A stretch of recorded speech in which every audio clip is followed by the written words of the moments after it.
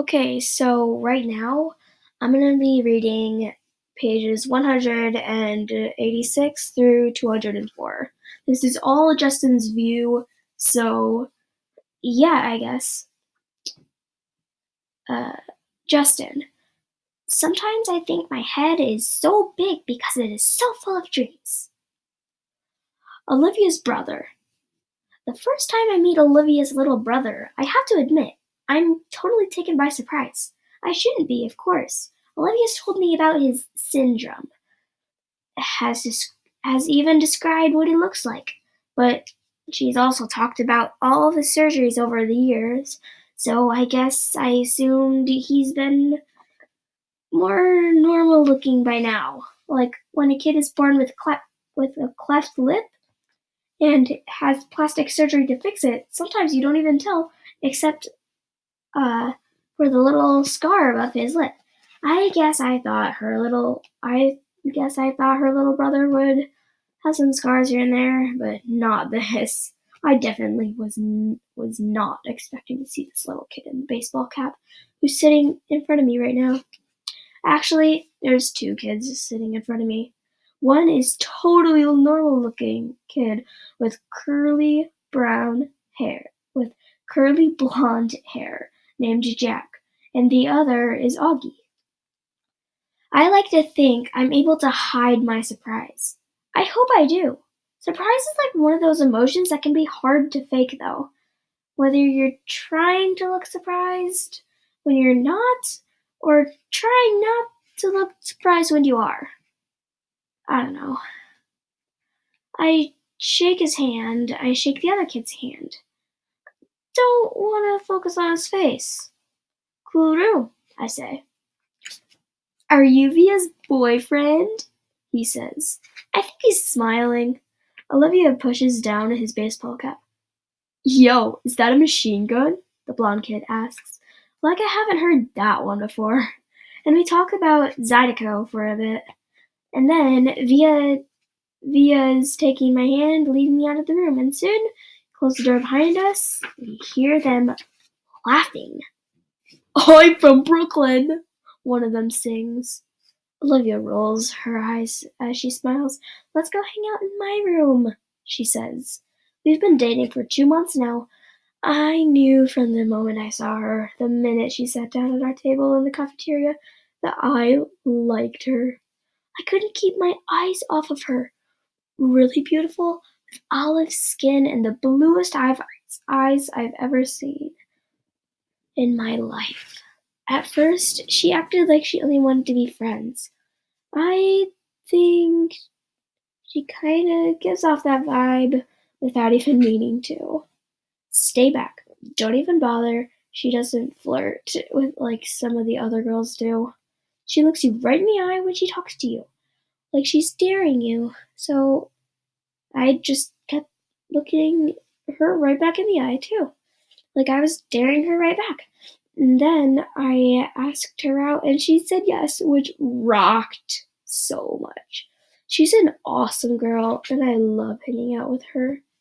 She didn't tell me about Augie until our third date. I think she used the phrase a craniofacial abnormality to describe his face. Or maybe it was craniofacial anomaly. I know one word she doesn't use was deformed though, because that word would have registered with me. So, what do you think? She asked me nervously the second we're inside her room. Are you shocked? No, I lie. She smiles and looked away. You're shocked. I'm not, I assure her. He's just like what you said he'd be. She nods and plops down on her bed. Kind of cute how she still has a lot of stuffed animals on her bed. She takes one of them, a polar bear, without thinking, and puts it on her lap. I sit down on the rolling chair by her desk. Her room is immaculate, or immaculate. When I was little, When I was little, she says, there were a lot of kids who never came back for a second play date.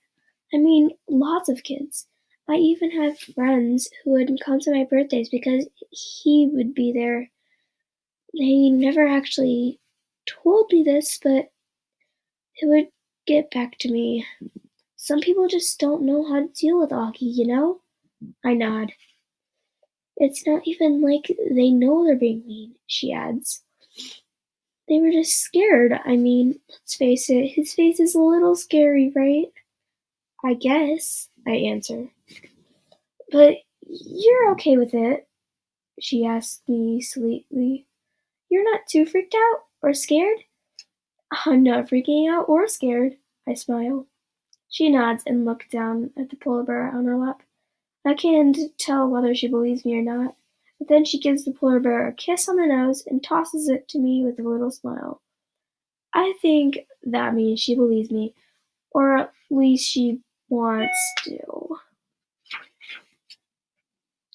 Valentine's Day. I give Olivia a heart necklace for Valentine's Day, and she gives me a messenger bag she's made out of old floppy disks. Very cool how she makes things like that. Earrings out of pieces of uh, circuit boards, dresses out of t-shirts, bags out of old jeans. She's so creative. I tell her she should be an artist someday, but she wants to be a scientist, a geneticist, of all things. She wants to find cures for people like her brother, I guess. We make plans for me to finally meet her parents.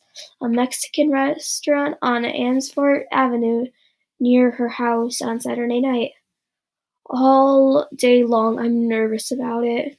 And when I get nervous, my tics come out. I mean, my tics are always there, but they're not like they used to be when I was little. Nothing but a few hard blinks now, the occasional head pull, but when I'm stressed, they get worse. And I'm definitely stressing about meeting her folks. They're waiting inside when I get to the restaurant. The dad gets up and shakes my hand, and the mom gives me a hug. I give Augie a hello fist punch and kiss Olivia on the cheek before I sit down.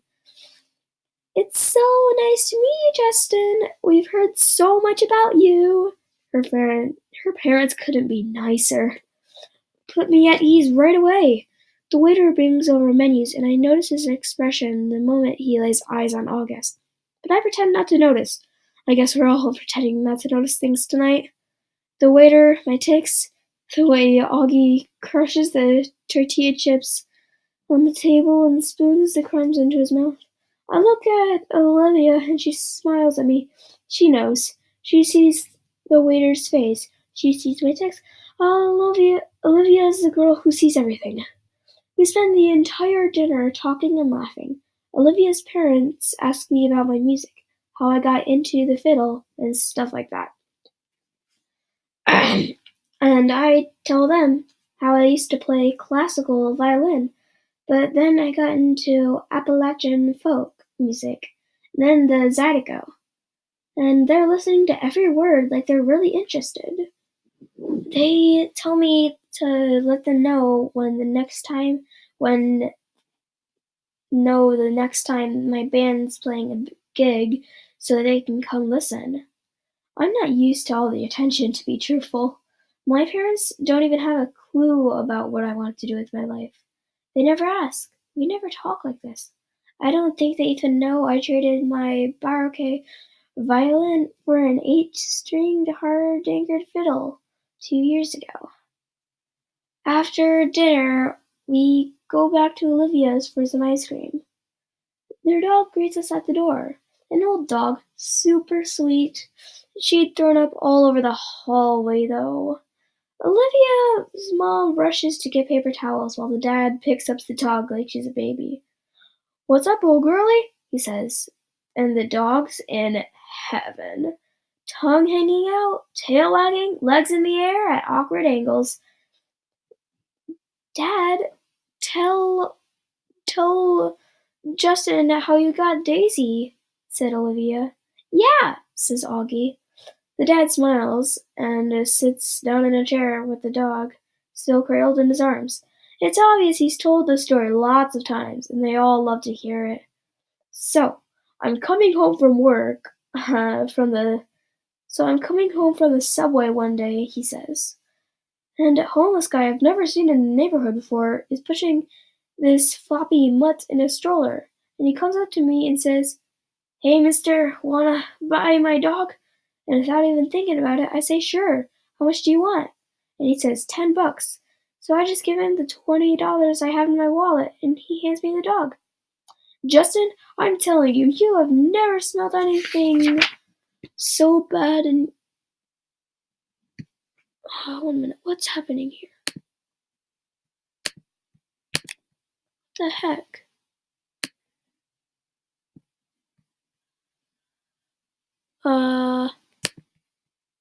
Stop. I'm gonna pause this. Okay, that was weird. But, where was I at? Oh, I'm so sorry. Oh, okay. You've never smelled anything so bad in your life. She stinks so much I can't even tell you. So I took her right from there to the vet down the street, and then I brought her home. Didn't even call me first, by the way. Wait. The mom didn't even call me first, by the way.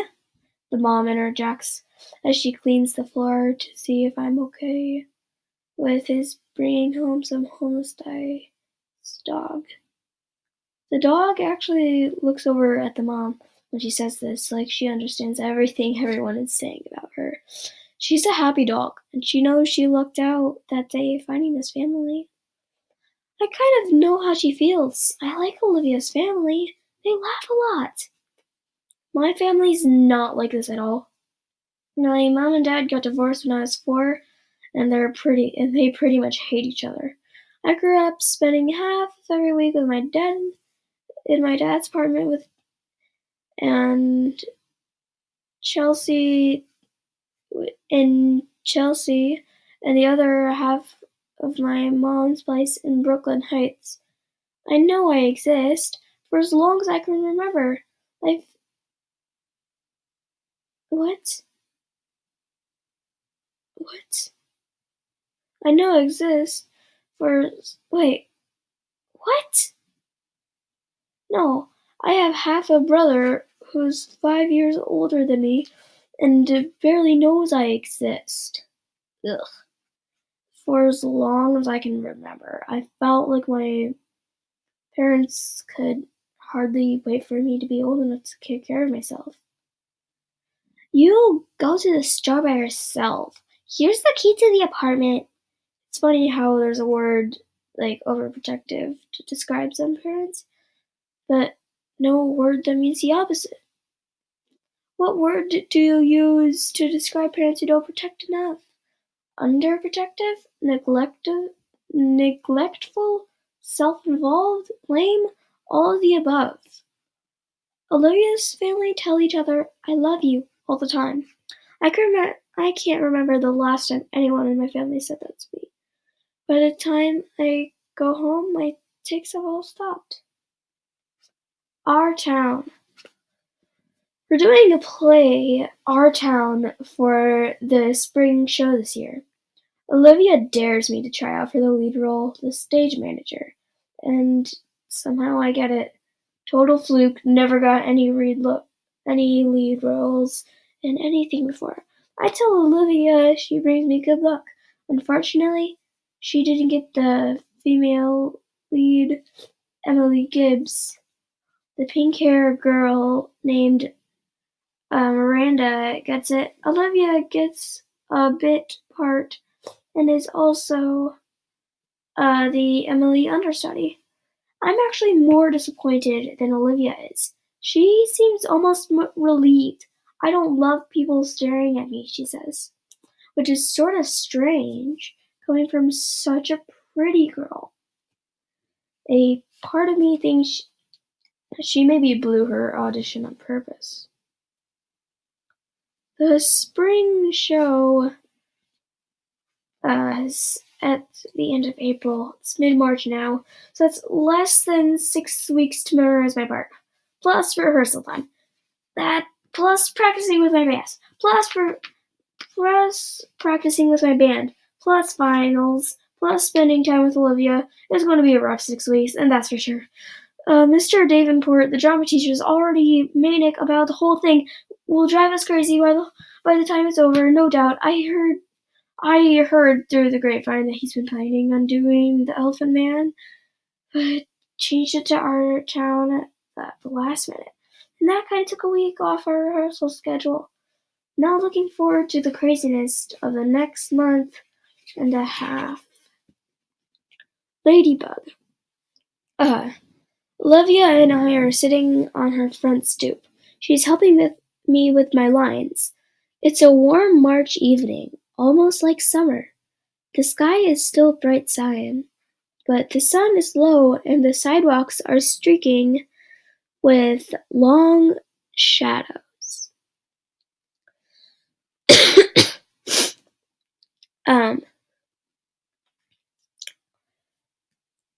I'm reciting, yes. The sun's come up for 1,000 times. I'm reciting. Yes, the sun's come up over 1,000 times. Summers and winters have cracked the mountains a little bit more, and rains have brought down some of the dirt. Some babies that weren't even born before have begun talking regular sentences already, and a number of people who thought they were right young and spry have noticed they can't bound up a flight of stairs like they used to without their hearts fluttering a little. I shake my head. I can't remember the rest. All that has happened in 1,000 days. Olivia prompts me, reading from the script. Right, I say, shaking my head. I sigh. I'm wiped, Olivia. How the heck am I going to remember all these lines? You will, she answers confidently. She reaches out and cups her hands over a ladybug that appears out of nowhere. See? A good luck sign, she says, slowly lifting her top hand to reveal the ladybug walking on the palm of her other hand. Good luck or just the hot weather, I joke. Of course, good luck, she answers, watching the ladybug crawl up her wrist. There should be a thing about making a wish on a ladybug. Augie and I used to do that with fireflies when we were little. She cups her hand over the ladybug again. Come on, make a wish. Close your eyes. I dutifully close my eyes. A long second passes. Then I open them. Did you make a wish? She asks. Yep. She smiles, uncups her hand, and the ladybug, as if on glue, spreads its wings and flits away. Don't you want to know what I wish for? I ask, kissing her. No, she answered shyly, looking up at the sky, which at this very moment is the exact color of her eyes. I made a wish too, she says mysteriously, but she has so many things she could wish for that I have no idea what she's thinking. My goodness, it's so frustrating. The bus stop. Olivia's mom, Augie, Jack, and Daisy come down the stoop as I'm saying goodbye to Olivia. Slightly awkward since we're in the middle of a nice long kiss. Hey, guys, says the mom, pretending not to see anything, but the two boys are giggling. Hi, Mrs. Pullman. Please call me Isabel, Justin, she says again. It's like the third time she's told me this, so I really need to start calling her that. I'm heading home, I say as to explain. Oh, are you heading to the subway? She says, following the dog with the newspaper. Can you walk Jack to the bus stop? No problem. Is that okay with you, Jack? The mom asks him, and he shrugs. Justin, can you stay with him till the bus comes? Of course. We all say our goodbyes. Olivia winks at me. You don't have to stay with me. It's Jack, we're all walking. It's You don't have to stay with me, says Jack as we're walking up the block. I take the bus by myself all the time. Augie's mom is way too overprotective. He's got a low, gravelly voice. A little tough guy. He kind of looks like one of those rascal kids in old black and white movies, like he should be wearing a newsboy cap and kickers. We get to the bus stop, and the schedule says the bus will be there in 8 minutes. I'll wait with you, I tell him. Up to you, he shrugs. Can I borrow $1? I want some gum. I fish $1 out of my pocket and watch him cross the street to the grocery store on the corner. He seems too small to be walking around by himself, somehow. And then I think how I was that young when I was taking the subway by myself.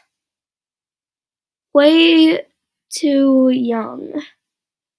I'm going to be an overprotective dad someday, I know it. My kids are going to know I care. I'm waiting there a minute or two when I notice 3 kids walking up the block from the other direction.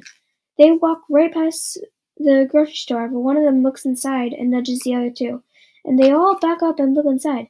I can tell they're up to no good, all elbowing each other, laughing. One of them is Jack's height, but the other 2 look much bigger, more like teens. They hide behind the fruit stand in front of the store, and when Jack walks out, they trail behind him, making loud throw-up noises. Jack casually turns around the corner to see who they are, and they run away, high-fiving each other and laughing. Little jerks. Jack crosses the street, but nothing happened. Nothing happened, and stands next to me at the bus stop, blowing a bubble. Runs yours? I finally say. He says. He's trying to smile, but I can see he's upset. There's some jerks from my school, he says. Kid named Julian and his 2 gorillas, Henry and Miles. Do they bother you like that a lot? No, they've never done that before. They never do that in school or they'd get kicked out. Julian lives 2 blocks from here, so I guess it was just bad luck running into him. Oh, okay. I nod. It's not that big of a deal, he assures me. We both automatically look down Ainsworth Avenue to see if the bus is coming. We're sort of in a war, he says after a minute, as if that explains everything. Then he pulls out his crumpled piece of loose-leaf paper from his jean pocket and gives it to me. I unfold it, and it's a list of names in 3 columns. He's turned the whole grade against me, says Jack. Not the whole grade, I point out, looking down at the list. He leaves me notes in my locker that say stuff like, everybody hates you. You should tell your teacher about that. Jack looks at me like I'm an idiot and shakes his head. Anyway, if you have all these neutrals, I say, pointing to the list, if you get them on your side, things will even up a bit. Yeah, well, that's really going to happen, he says, sarcastically. Why not? He shoots me another look like I'm absolutely the stupidest guy he's ever talked to in the world. What? I say. He shakes his head like I'm hopeless. Let's just say, he says, I'm friends with someone who isn't exactly the most popular kid in the school. Then it hits me. What he's not coming out and saying, this is all about his being friends with August. And he doesn't want to tell me because I'm the sister's boyfriend. Yeah, of course it makes sense. We see the bus coming down Ainsworth Avenue. Well, just hang in there, I tell him, handing back the paper. Middle school is about as bad as it gets. Then it gets better. Everything will work out. He shrugs and shoves the list back into his pocket. We wave bye when he gets on the bus, and I watch it pull away. When I get to the subway station 2 blocks away, I see the same 3 kids hanging out in front of a bagel place next door. They're still laughing and yucking each other like they're some kind of gangbangers. Little rich boys in expensive, skinny jeans acting tough. Don't know what possesses me, but I take my glasses off, put them in my pocket, and tuck my fiddle case under my arm so the pointy side is facing up. I walk over to them, my face scrunched up mean looking. They look at me, laughs dying on their lips when they see me. Ice cream cones at odd angles. Yo, listen up and don't mess with Jack, I say really slowly, gritting my teeth, my voice all Clint Eastwood tough guy. Mess with him again, and you will be very, very sorry. Then I tap my fiddle case for effect. Got it? They nod in unison, ice cream dripping onto their hands. Good. I nod mysteriously, then sprint down the subway 2 steps at a time. Rehearsal. The play is taking up most of my time as we get closer to opening nights. As we get closer to opening night. Lots of lines to remember, long monologues where it's just me talking. Olivia had this great idea though, and it's helping. I have my fiddle with me on stage and play it a bit while I'm talking. It's not written that way, but Mr. Davenport thinks it adds an extra folksy element to have the stage manager plucking on the fiddle. And for me, it's so great because whenever I need a second to remember my next line, I just play a little Soldier's Joy on my fiddle, and it buys me some time. I've gotten to know the kids in the show a lot better, especially the pink-haired girl who plays Emily. Turns out she's not nearly as stuck-up as I thought she was, given the crowd she hangs out with. Her boyfriend's this Bill jock who's a big deal on the varsity sports circuit at school. It's a whole world that I have nothing to do with, so I'm kind of surprised that this Miranda girl turns out to be kind of nice. One day we're sitting on the floor backstage waiting for the tech guys to fix the main spotlight. So, how long has you and Olivia been dating? She asked out of the blue. About 4 months now, I say. Have you met her brother? She asked casually. It's so unexpected that I can't hide my surprise. You know Olivia's brother? I ask. Via didn't tell you? We used to be good friends. I've known Augie since he was a baby. Oh yeah, I think I knew that, I answer. I don't want to let on that Olivia has not told me any of this. I don't want to let on how surprised I am that she called her Via. Nobody of Olivia's family calls her Via. And here's is this pink-haired girl who I thought was a stranger is calling her Via. Miranda laughs and shakes her head, but she doesn't say anything. There's an awkward silence, and then she starts fishing through her bag and pulls out her wallet. She riffles through a couple of pictures and hands me one. It's of a little boy in the park on a sunny day. He's wearing shorts and a t-shirt, and an astronaut helmet that's covering his entire head.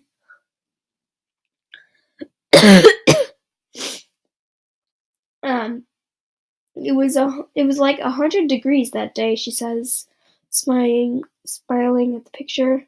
But he wouldn't take off that helmet for anything. He wore it for like 2 years straight in the winter and the summer at the beach. It was crazy. Yeah, I've seen pictures in Olivia's house. I'm the one that gave him the helmet, she says. She sounds a little proud of that. She takes the picture, carefully inserts back into her wallet. Cool, I answer. So you're okay with it? She says, looking at me. I look at her blankly. Okay with what? She raises her eyebrows like she doesn't believe me. You know what I'm talking about, she says, and takes a long drink from her water bottle. Let's face it, she continues, the universe was not kind to Augie Pullman. Bird. Why didn't you tell me that you and Miranda Navas used to be friends? I say to Olivia the next day. I'm really annoyed at her for not telling me this. It's not a big deal, she answers defensively, looking at me like I'm weird. It's a big deal, I say, looking like an idiot. I looked like an idiot. How could you not tell me? You always acted like you don't even know her. I don't know her, she answered quickly. I don't know who that pink-haired cheerleader is. The girl I knew was a total dork who collected American Girl dolls. Oh, come on, Olivia. You come on. You could have mentioned it to me at some point, I say quietly, pretending not to notice the big fat tear that's suddenly rolling down her cheek. She shrugs, fighting back bigger tears. It's okay, I'm not mad, I say, thinking the tears are about me. I honestly don't care if you're mad, she says spitefully. Oh, that's really nice, I fire back. She doesn't say anything. The tears are about to come. Olivia, what's the matter? I say. She shakes her head like she doesn't want to talk about it, but all of a sudden the tears start rolling a mile a minute. I'm sorry, it's not you, Justin. I'm not crying because of you, she finally says through her tears. Then why are you crying? Because I'm an awful person. What are you talking about? She's not looking at me, wiping her tears with the palm of her hand. I haven't told my parents about the show, she says quickly. I shake my head because I don't quite get what she's telling me. That's okay, I say. It's not too late. There are still tickets available. I don't want them to come to the show, Justin, she interrupts impatiently. Don't you see what I'm saying? I don't want them to come. If they come, they'll bring Augie with them, and I just don't feel like. Here she's hit by another round of crying that doesn't let her finish talking. I put my arm around her. I'm an awful person, she says through her tears. You're not an awful person, I say softly. Yes, I am, she sobs. It's just been so nice. It's just been so nice in a new school where nobody knows about him, you know? Nobody's whispering about it behind my back. It's just been so nice, Justin. But if he comes to the play, then everyone will talk about it. Everyone will know. I don't know why I'm feeling like this. I swear I've never been embarrassed by him before. I know, I say, soothing her. You're entitled, Olivia. You've dealt with a lot with a lot your whole life. Olivia reminds me of a bird sometimes, how her feathers get all ruffled when she's mad. When she's fragile like this, she's a little lost bird looking for its nest, so I give her my wing to hide under. The universe. I can't sleep tonight. My head is full of thoughts that won't turn off. Lines from my monologues, elements of the periodic table that I'm supposed to be memorizing, theory, theorems I'm supposed to be understanding, Olivia, Augie. Miranda's words keep coming back. The universe was not kind to Augie Pullman. I'm thinking about that a lot and everything it means. She's right about that. The universe was not kind to Augie Pullman. What did that little dude, what did that little kid ever do to deserve his sentence? What did the parents do? Or Olivia? She once mentioned that some doctor told her parents the odds of someone getting the same combination of sentence that came together to make Augie's face were like 1 in 4 million. In 4 million. So doesn't that make the universe a giant lottery then? A giant lottery then? You purchase a ticket and when you're born, and it's all just random. Whether you get a good ticket or a bad ticket, it's all just luck. My head swirls on this, but then softer thoughts suit, like a flattened third on a major chord. No, it's not all random. If it really was all random, the universe would abandon us completely, and the universe doesn't. It takes care of its most fragile creatures in ways we can't see, like with parents who adore you blindly, and a big sister who feels guilty for being human over you, and a little gravely voiced kid whose friends have let them over you, and even a pink-haired girl who carries your picture in her wallet. Maybe it is a lottery, but the universe makes it all even out in the end. The universe takes care of all its birds.